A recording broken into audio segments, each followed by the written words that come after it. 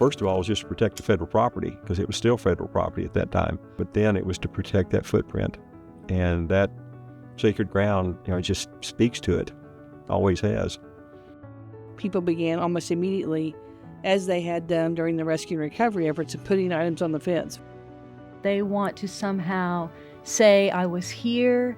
They want somehow to give something of themselves. You get the impression that frequently it's whatever they actually have on them. Sometimes you can tell that they were planned, that it was something they actually made or had made and have brought specifically for the purpose of leaving. But you can also tell that many are spontaneous, and so it's just different day-to-day objects.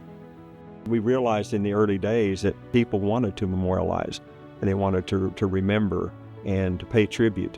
And that fence became that first memorial.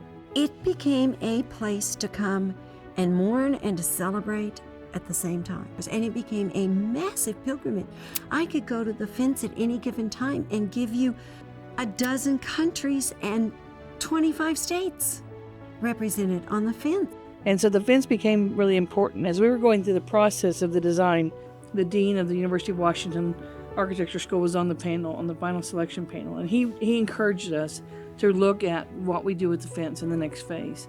He encouraged us to have a community ceremony where we would pick this fence up and move it. So symbolically, we would be moving forward, we'd be moving the community forward.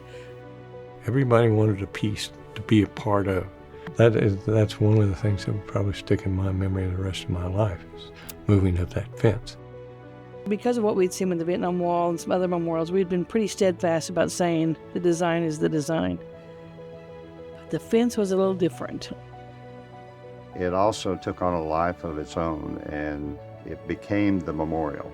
Because of that, we faced a difficult decision to modify their design to somehow incorporate the fence into the memorial. On a late night call with Hans and Tori, we said we reconsider where to put a section of the fence.